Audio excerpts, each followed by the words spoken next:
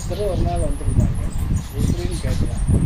சித்தர்களும் ஞானிகளும் எல்லாம் எப்படி வருவாங்க அப்படிங்கிறத நடந்த சம்பவத்தை நான் சொல்கிறேன்.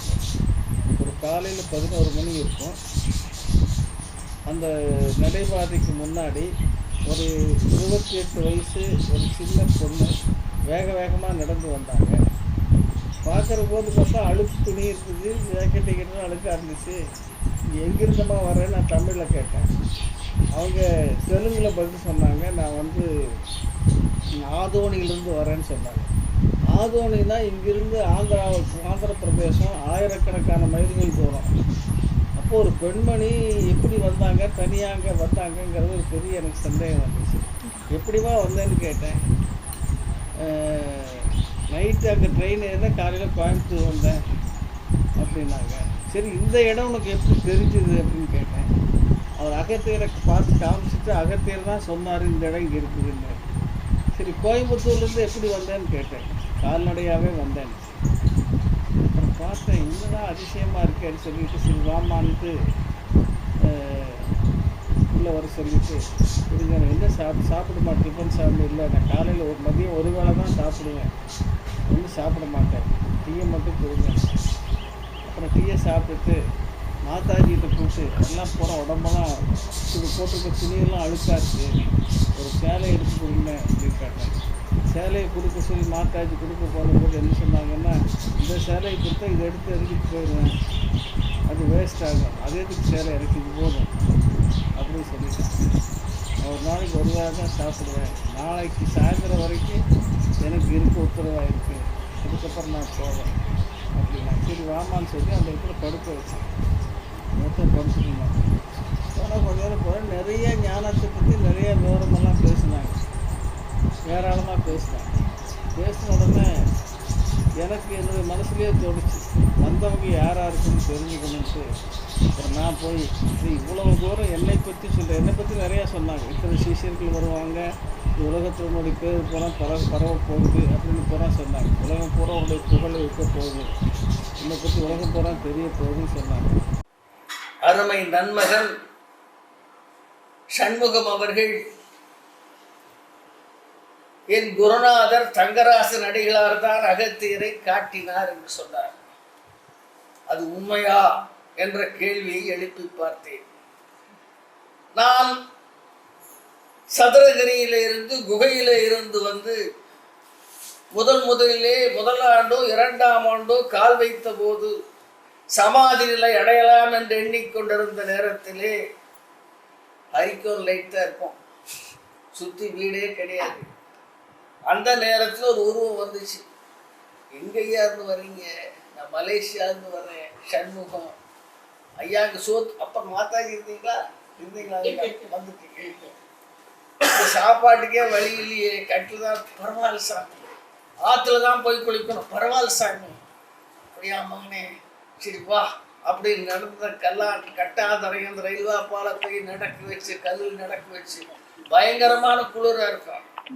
அந்த குளிர்ல இப்படி சுகவாசியா இருந்த அசாமி, பரவாயில்ல சாமி பரவாயில்ல சாமி, குளிர் அத்தனையும் உள்ள இருக்கு, வெளியே காட்டாங்க, பரவாயில்ல சாமின்னு கூட வந்த போது நான் ஆங்காங்கே குகைகளுக்கு அழைத்து சென்றேன். ஆங்காங்கே குகைகளிலே பெரும் அற்புதங்கள் எல்லாம் நடந்தது. கொங்கணர் குகையிலே ஒரு அற்புதம் நடந்தது. கண்ணை மூடி தியானம் சிறந்து எழுந்தவுடன், எங்க சாமி இங்க முதல்ல விபூதி இல்லை, இப்ப விபூதி இருக்குது, எனக்கு என்னப்பா தெரியும். கொஞ்ச நேரம் கண்ணை மூடி கண்ணை திறந்தா அந்த 2 பேர் வந்து ஒரு எலுமிச்சம்பழம் உருண்டு வரும். சாமி எலுமிச்சம்பழம் வருது, நீங்க கொண்டாந்து, நானுங்க எப்போ கொண்டாடுறேன். சரி, அப்படியே போயிட்டு அகத்தியம்பள்ளி போனா சாமி அங்க சிரிக்கிறார். சாமி அகத்தியர், எனக்கு ஒன்றும் தெரியலப்பா. எல்லா இடங்களுக்கும் சுற்றி வந்து கொண்டு காட்டிலே பரதேசியாக அன்றாடம் உணவு தின்பதற்கு கூட வழி இல்லாமல் உரிய நேரத்திலே கொண்டு வந்து கொடுப்பார்கள். இப்படி இருக்கின்ற வேளையிலே இன்றைக்கு எனக்கு அமெரிக்காவிலே இருந்து தொலைபேசியிலே போன் வருகிறது, சவுத் ஆப்பிரிக்காவிலே இருந்து போன் வருகிறது. சாமி தங்கராசடிகளாரா? ஆமா. நீங்க எங்கிருந்து பேசுறீங்க? நான் அமெரிக்கா இருந்து பேசுறேன். என்ன உனக்கு எப்படிமா தெரியும்? சண்முகமாவுடைய அப்பா செய்தியில பார்த்தேன். சவுத் ஆப்பிரிக்காவிலிருந்து வருது. எங்கிருந்து வருது? சண்முகமாவுடைய அப்பா பார்த்தேன். அவர்கிட்ட பேசுன கல்லா இருப்போம்னு சொன்னாங்க. இலங்கையிலிருந்து செய்தி வருது. உலக நாடுகள் பூரா வருது. இன்னைக்கு மலேசியா சுத்தி வருது. இத்தனை கூட்டம் இங்க இருக்குது. இப்ப நான் கேட்கிறேன், அகத்தியர் சண்முகத்தை காமிச்சாரா எனக்கு? இல்ல சண்முகத்துக்கு அகத்தியர் என்ன காமிச்சாரா? இல்ல, உலகம் பூராவும் என்னை காட்டி உணர்த்தியவர் அகத்தியர் சண்முகத்தை காட்டி எனக்கு உணர்த்தினார் என்பதை புரிந்து கொள்ள வேண்டும். இதுதான் நிஜமான உண்மை. குருவை எப்படி போற்றணும் அப்படிங்கிறது தெரிஞ்ச என்னை போற்றினார். அதற்கு நான் நன்றி கடன் பட்டிருக்கிறேன்.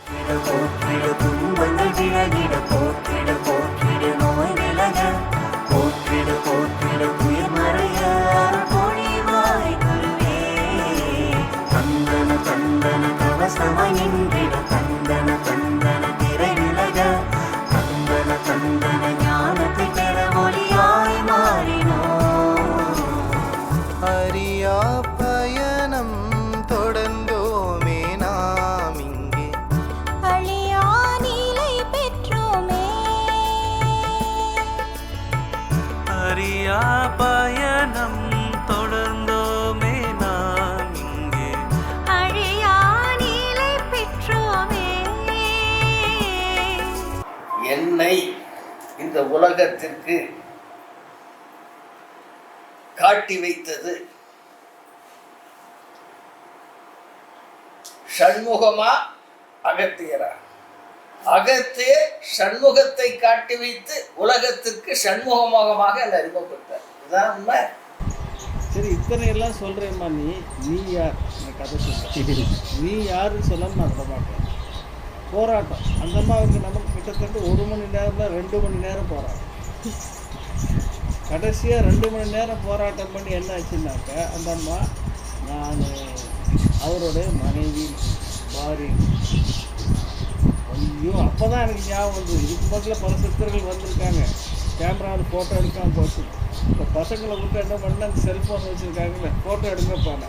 சரி, ஃபோட்டோ எடுத்துக்கிறேன்னு சொன்னோன்னா அந்த அம்மா அங்கேருந்து எந்திரிச்சு வந்து இது அகத்தியர் படம் இங்கே இருக்குல்ல, கூட துணையாக ஜோடியாக நின்று எடு ஃபோட்டோன்னு சொல்லுது.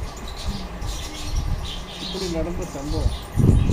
இப்போ சித்தர்களும் ஞானிகளுக்கெல்லாம் வந்தாக்கா எந்த உருவத்தில் எப்படி வருவாங்கன்னு சொல்ல முடியாது. அப்படி லோகமுத்திர ஒரு நாள் வந்து காட்சி உண்மைத்தானே சொல்லணும். கல்யாண முருங்கை, தவசி முருங்கைன்னு சொல்லுவாங்க, கல்யாண முருங்கை என்று சொல்லுவார்கள். இந்த கல்யாண முருங்கை என்கின்ற மூலிகையினுடைய சாறை காலையும் மாலையும் பருகி வந்தா மாதாந்திரத்திற்கு முன்னும் பின்னும் வருகின்ற வயிற்று வலி உபாதைகளை போக்கக்கூடிய வல்லமை கொண்டிருக்கின்ற இந்த கல்யாண முருங்கை என்று சொல்லக்கூடிய மூலிகை இப்பொழுது யாகத்தில் இடப்படுகிறது.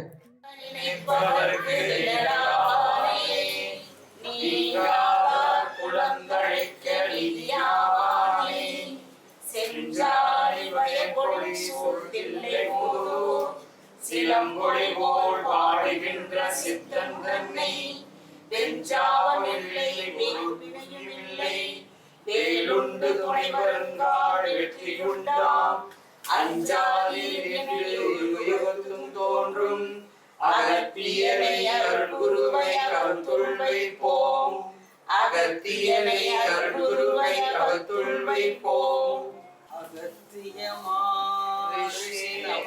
என்றென்றோது அஷ்டசித்துதனை ஈவார் குளிரை ஈவார் அகத்தியரே காஷாயமே ஈவார், அப்போது சித்தரெல்லாம் கை கொள்வார்கள். அகத்தியரே மேலே செல்ல யாருக்கும் தடையில்லை அசேசிமார், அகத்தியர்தான் இலக்கியத்தில் பிறந்த யோகி, 1008 கண்டமெல்லாம் ஆணையாச்சு. ஓம் அருள்வெற்றி தேவாய லட்சுமி அண்ணாமலை சஞ்சாராகினி அன்னோ ஜோதி பிரசோதயா ஸ்வாஹா. ஓம் அருள்வெற்றி தேவாய லட்சுமி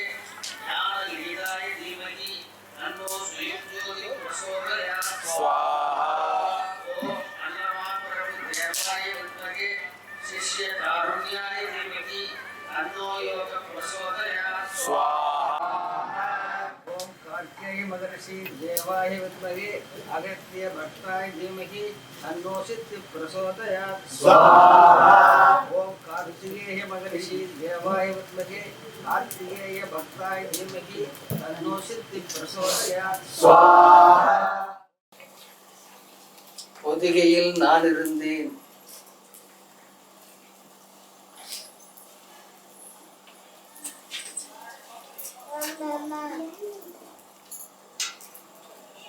கல்லாரில் என் வடிவோர்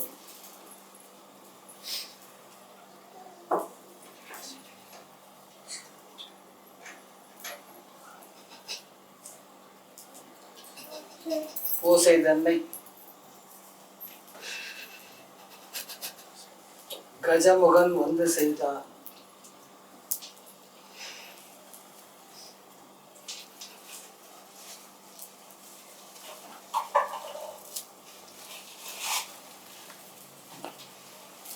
சங்குநாதம் ஒலிக்க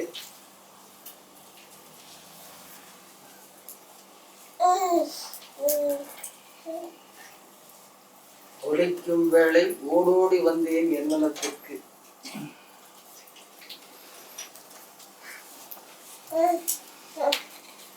என் மக்கள் வனத்திலே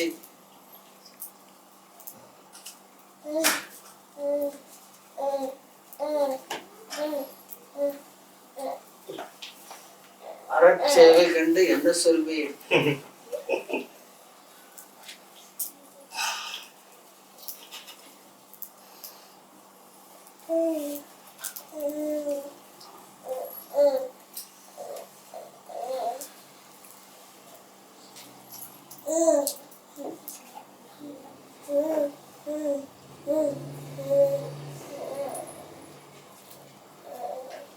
கண்டு அகமகிழ்ந்தேன்.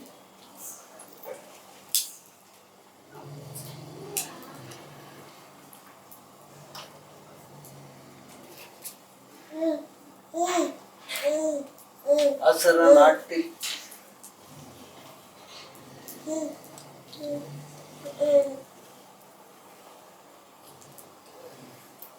அன்பெனும் பிடியில்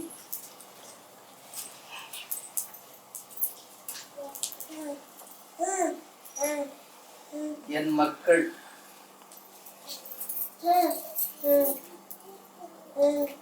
ஒன்றினர்.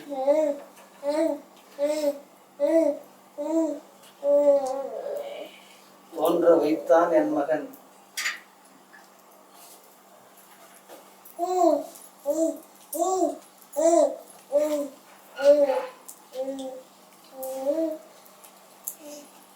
என் மக்களே கேளுங்கள்.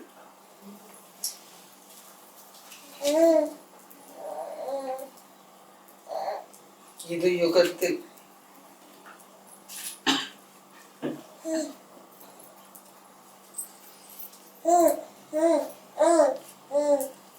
தர்மத்தை காக்க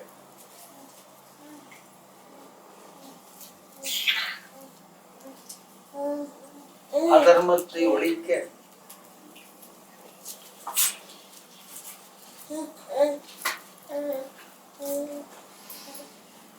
நாங்கள் புறப்பட்டு விட்டோம்.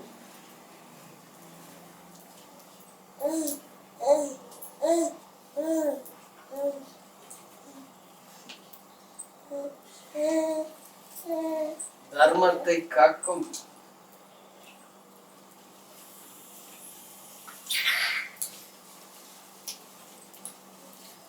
வழித்தோன்றலில்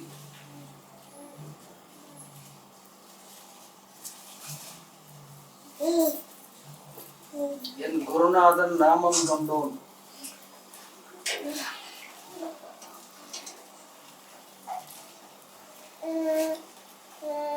வனத்து ஆசான் தெரிவு செய்தோம்.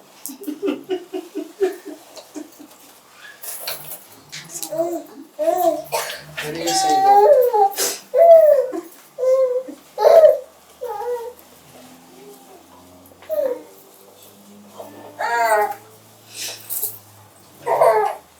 கருணை, காருண்யம், இரக்கம் அன்னவனை போல் பெற்றிட வேண்டும் நீங்கள்.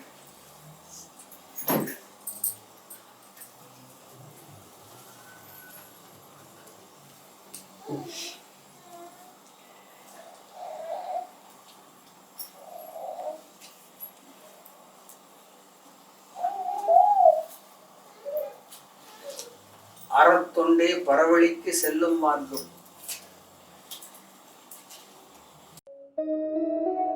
சில ஆண்டுகளுக்கு முன் எங்களின் அரியா பயணத்தை தொடங்கிய நாங்கள் விண்ணும் மண்ணும் போற்றும் ஞானியர் கூறும் தர்ம நெறியை எங்கள் வாழ்வியல் முறையாக்கிக் கொண்டோம்.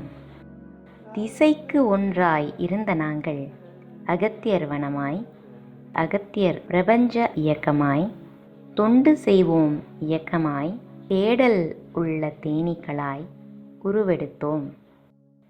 அன்னபூரணியாக அமுத சுரபியும் பொதிகை மீல்ஸ் ஆன் வீல்ஸும் தளிர்விட்டன. கோவில்களிலும் வீடுகளிலும் எங்கள் குருவை ஆராதித்து நின்றோம். பல யாகங்கள் நடத்தி அகத்தியர் மற்றும் அவர் தம் சித்தர்கள் படையையும் வரவேற்றோம்.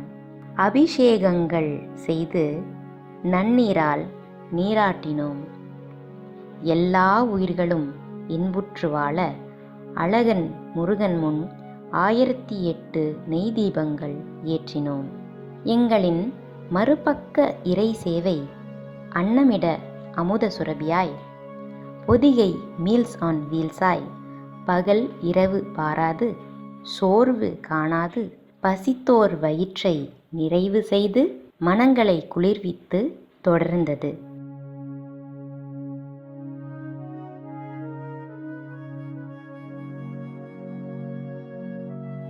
பசி என்ன மனிதனுக்கு மட்டுமா? விலங்குகளுக்கும் தானே. நாங்கள் அவைகளுக்கும் உணவு அளித்து மகேசன் சேவையை தொடர்ந்தோம். எங்கள் பொன்னான நேரங்களை முதியோர் இல்லத்திலும் இதர சமூக சேவைகளிலும் செலவிட்டோம்.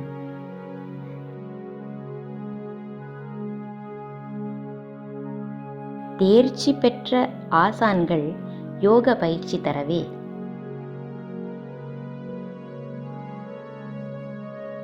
கூடவே மலையேறும் பயிற்சி பெற்று எங்கள் திண்மையை வலுப்படுத்திக் கொண்டோம்.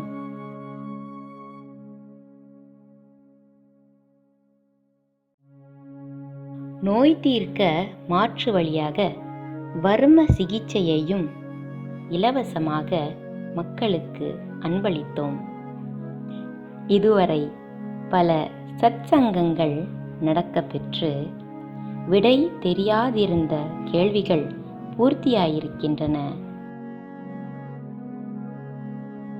இதனுடன் பல இளம் திறமையாளர்களை ஊக்குவித்தோம்.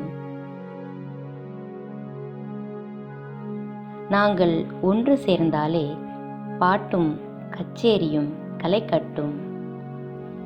இன்றோ அகத்தியர் கீதம் எனும் இசைத்தட்டின் மூலம் புதிய அவதாரம் எடுத்திருக்கின்றோம். இந்த சேவை இன்னும் வளரும். எங்களின் பயணம் உலக நன்மைக்காக இனியும் தொடரும். இது திண்ணம். இந்த உறுதியை எங்களுக்கு தந்தது யார்? எங்களை சன்மார்க்க நெறியில் செலுத்துவது யார்? அவரே எங்களின் வாசிக்கோள் அகத்திய பெருமான் ஆவார். ஓம் அகத்தீசாய நம.